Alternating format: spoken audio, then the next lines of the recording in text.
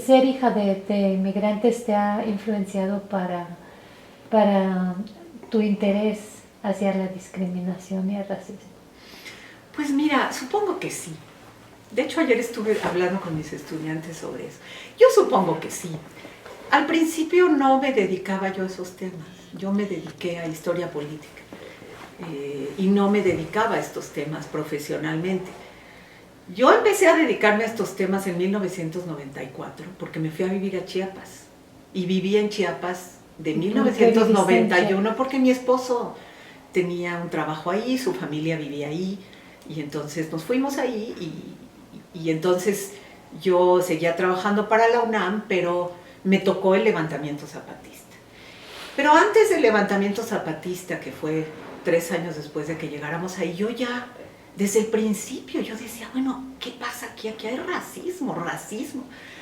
Y nadie reconocía que hubiese racismo, porque México siempre se consideró un país en el que no hay racismo, ¿verdad? Es una cosa muy rara. ¿Por qué? Toda una historia, si quieres luego hablamos de eso, pero México siempre negó y siempre dijo, nosotros no podemos ser racistas, no somos racistas, porque somos un país cuya identidad nacional está fundada y basada en la exaltación de la mezcla racial y cultural, del mestizaje, ¿no? Entonces no puede ser, o sea, por definición no podía ser racista un país que tenía esos principios de su identidad nacional, ¿no?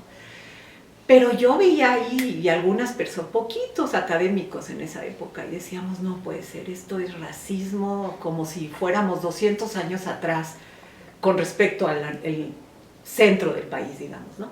Y así empecé a trabajar este tema. Y bueno, obviamente al irlo trabajando, también me fui topando no solo con el racismo antiindígena, el racismo antinegro, porque en México también. Y el racismo, yo diría en México, anti-mestizo, pero yo diría de las personas más morenas y además como personas más morenas y más pobres, ¿no? También hay un racismo. Sí. Pero también me empecé a topar con la pregunta de si en México hay o no hay xenofobia. Y pues hemos ido descubriendo, los investigadores que trabajamos estos temas, que sí hay. Y que México que también cree que no es xenófobo, pues sí es xenófobo. Una xenofobia también muy particular, no común. Tampoco el racismo mexicano es muy común, es como muy sui generis, pero sí hay. Y bueno, a partir de todo eso, pues llegué, digamos, profesionalmente hablando, al tema del antisemitismo. Pero claro que cada vez me doy más cuenta que, pues que obviamente mi historia y la historia de mi familia y de toda la historia del pueblo al que pertenecía mi familia o pertenece de siglos atrás, pues claro que tiene que ver con que a mí me apasione y me preocupe en estos temas, ¿no? Claro.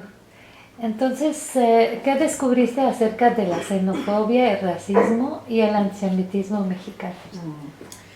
Bueno, es muy interesante cómo los historiadores que han trabajado mucho la política migratoria mexicana, o sea, inmigratoria, varios de ellos, no todos para nada, pero varios de ellos también son judíos, o sea, Pablo Yankelevich, Daniela Gleiser, ¿no?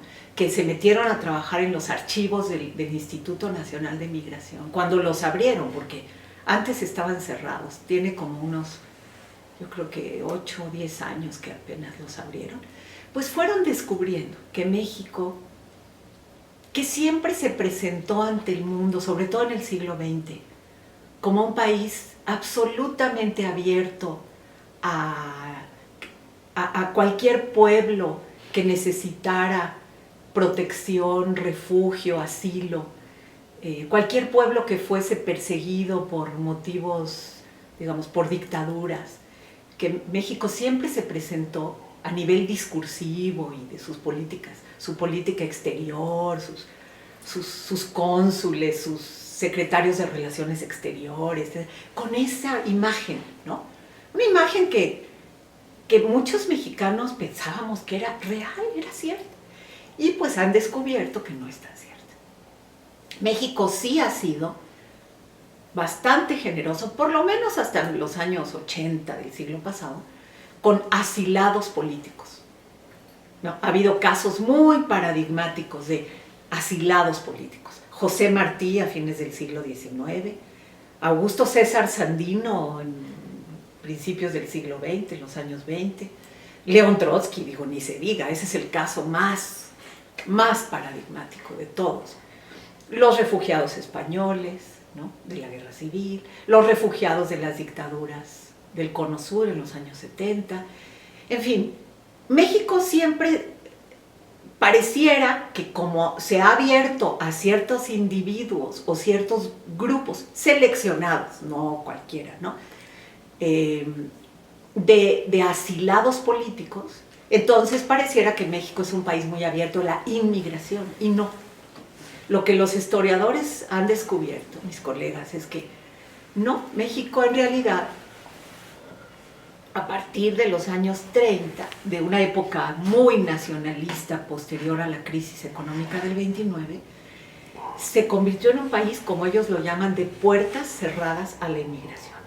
Nada más que el motivo para eso es muy interesante. Somos una nación mestiza, nuestro mestizaje es un mestizaje indoeuropeo. La parte, digamos, de la raíz afro, pues la invisibilizan completamente. Y entonces, en esa época muy nacionalista, México decidió que había muchos pueblos, nacionalidades, religiones o grupos étnicos que no eran asimilables al mestizaje indoeuropeo mexicano. Y por lo tanto no eran deseables, ¿no?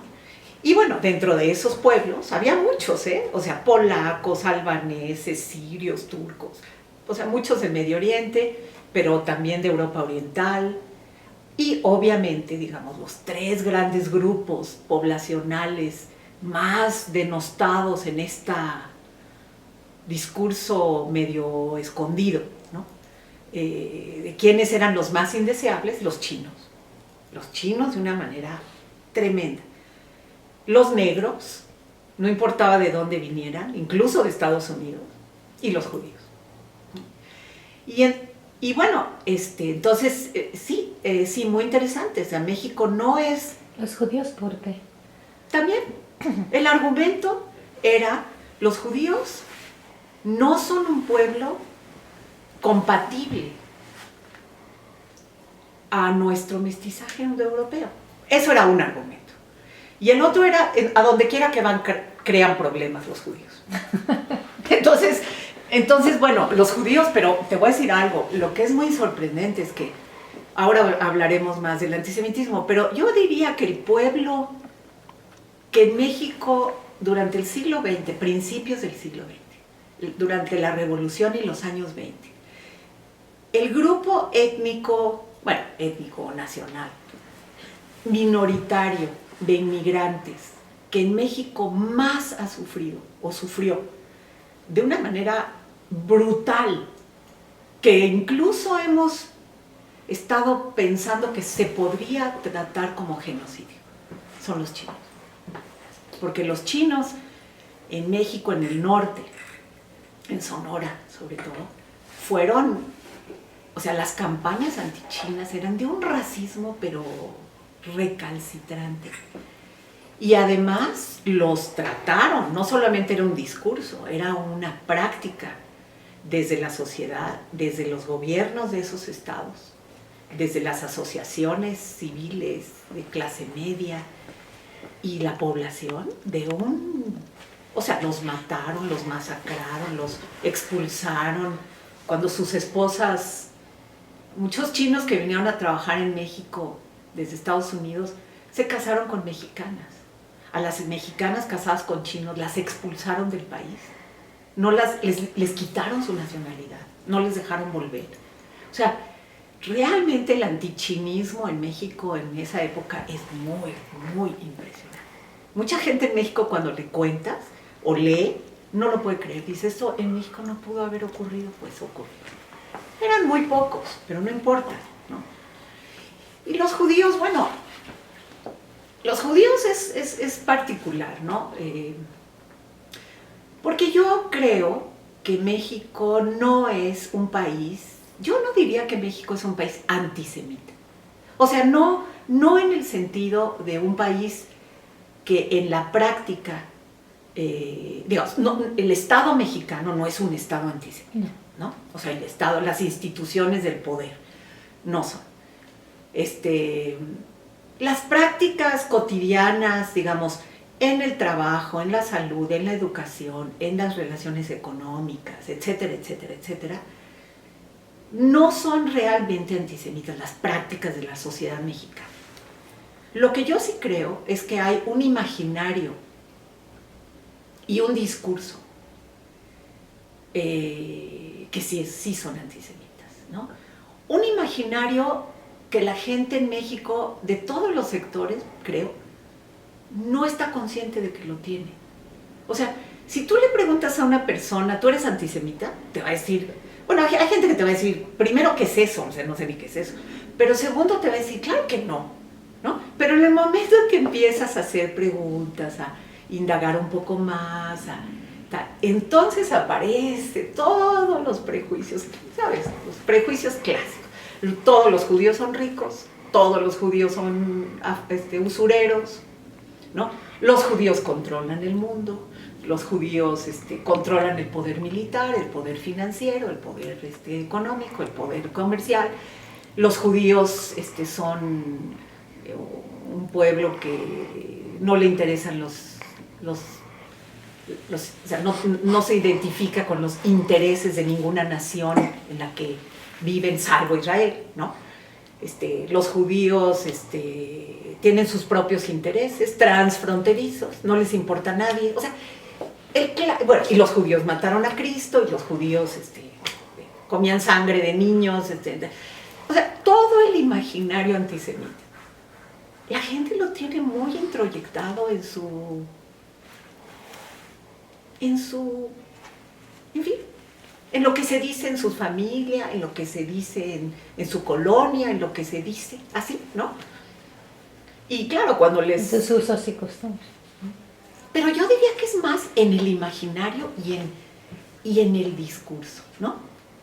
Porque muchísima gente en México te va a decir, yo no conozco a ninguna persona judía, no conozco a ninguna persona judía, pero los judíos son, ¿no? Y cuando ya preguntas más y dices, ¿tú cómo sabes eso? ¿No? Y entonces pues te dicen, ay, pues porque es así, ¿no? O sea, es como, eso no se pone en duda, o sea, es así, ¿no? O porque, bueno, mis papás dicen eso, o porque mis abuelitos me educaron así, o porque el cura dice eso, o porque X, ¿no? Entonces, bueno, tienen como imaginario y creo que si la gente no se cuida un poquito, pues sale en el discurso de la gente todo el tiempo. O sea, hay expresiones que salen, ¿no? Que si saben que no tienen por qué cuidar de lo que dicen en ese sentido, pues lo van a decir, ¿no? Entonces, creo que a nivel de imaginario y de discurso, sí existe.